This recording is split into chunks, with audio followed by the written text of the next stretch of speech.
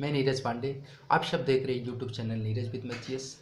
आज इस चैनल के माध्यम से मैं एक छोटी सी कहानी आपके सामने रख रहा हूँ और वह कहानी ऐसी है कि जैसे खावे अन्न वैसे उपजे मन। अर्थात कहानी का आशय ये है कि अगर जिस प्रकार का आप अन्न को ग्रहण करेंगे उसी प्रकार के आपके मन में विकार और मन की विकृतियाँ उत्पन्न होंगी। यह कहानी है सुदूर देहात में एक संत जी जा रहे थे और संत जी उस गांव में जब पहुंचते हैं तो संत जी आग्रह करते हैं, लोगों से पूछते हैं कि जो गांव के अच्छे लोग हैं, जिनके घर में सत्संगति से धन आता हो, तरीके से धन आता हो, वह धन जो अर्जित करते हैं उसमें उनके खून पसीने की अगर कमाई है तो वही घर में हम अपना भोजन और प्रसाद ग्रहण करेंगे। ऐसा करते करते लगभग गांव के एक किनारे से निकले और दूसरे किनारे तक पहुंच गए, लेकिन ऐसे कोई व्यक्ति नहीं बोलने वाले थे जो कह सके कि जो मेरी कमाई है वह 100% सत्य की है, इसमें किसी प्रकार की कोई मिलावट नहीं है। लेकिन अंततः वो जाते हैं, वहाँ पर एक व्यक्ति मिल जाते हैं, वो कहते हैं मेरी कमाई जो है यह 100% सत्य की है, मैं कभी भी किसी प्रकार का झूठ नहीं किया हूँ, किसी प्रकार की गलत नहीं किया हूँ, मैं सिर्फ और सिर्फ भगवान का पूजन अर्चन करता हूँ और उसी से जो मुझे मिलता है मैं उसी को ग्रहण करता हूँ। मित्रों, होता क्या है कि पंडित जी वहाँ पे संत जी रुक जाते हैं और संत जी रात्रि विश्राम करते हैं और उनको जो वहाँ उनको मिलता है प्रसाद, वह प्रसाद अपना लगाते हैं और भोग भगवान को लगा करके खुद ग्रहण कर लेते हैं। लेकिन होता क्या है कि जैसे ही भोर का समय होता है तो माताएं अपने नित्य क्रिया के लिए बाहर निकलती हैं, तो उनके साथ एक छोटा सा बच्चा भी उनका निकल जाता है। और छोटा सा बच्चा जब निकलता है मित्रों, तो होता क्या है कि वह छोटे छोटे बच्चों को करधनी और घुंघरू पहनाए जाते हैं। लेकिन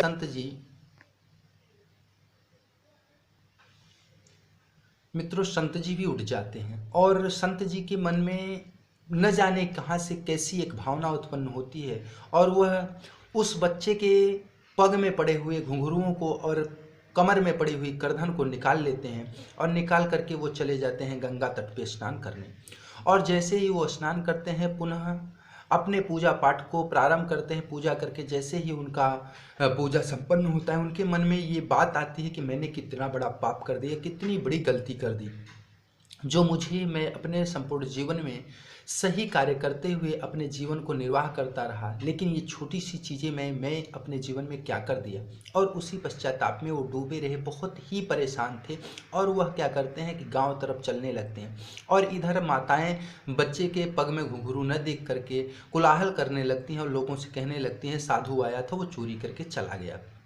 मित्रों, इधर गांव वाले जैसे ही साधु को देखते हैं चिल्लाने लगते हैं कि साधु आया, साधु आया। और साधु उधर जब ग्रामवासियों को देखता है तो वो भी चिल्लाने लगता है कि आप लोग मेरे साथ आइए, आप लोग मेरे साथ आइए।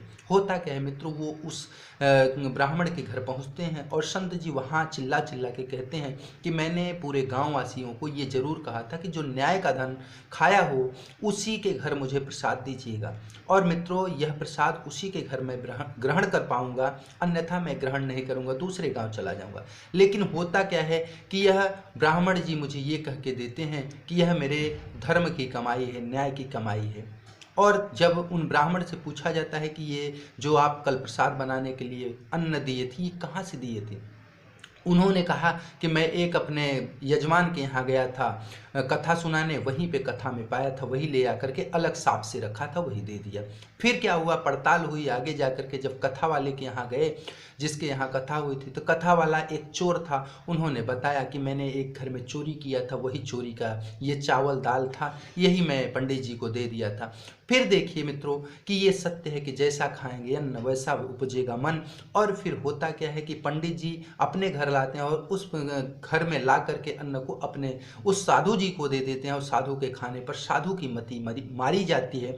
इसलिए सदैव ये कहा जाता है कि अगर आप न्याय और सत्मार्ग के पथ पर चलना चाहते हैं तो कम कमाएं, लेकिन बेहतर साथियों का संग पकड़ें और बेहतर जगहों पर रहें। अगर आप ऐसा नहीं करेंगे तो निश्चित रूप से कहीं ना कहीं आपके जीवन में इस परिस्थिति को झेलना पड़ेगा। आप न चाहते हुए भी चोर होंगे और जलील होंगे। मित्रों, ये कहानी मैं बहुत कुछ सोच करके बना रहा हूँ, क्योंकि ये कहानी मुझे मेरे ही सुदूर के एक चाचा जी बताए थे, और वो कहानी मेरे मन में बहुत दिनों से थी, लेकिन ये चीज़ मैंने भी एहसास किया कि ऐसा ये सत्य होता है, सच होता है। इसलिए इस कहानी को आपके सामने शेयर कर रहा हूँ। यदि कहानी सच लगे, सही लगे, तो आप लोग कमेंट सेक्शन में अपना समर्थन दीजिएगा, और यदि कहानी में कुछ अलग सा लग रहा हो तो भी आप अपना समर्थन जरूर दीजिएगा, प्रतिक्रिया जरूर दीजिएगा। आपके प्रतिक्रिया का, सभी मित्रों के प्रतिक्रिया का मुझे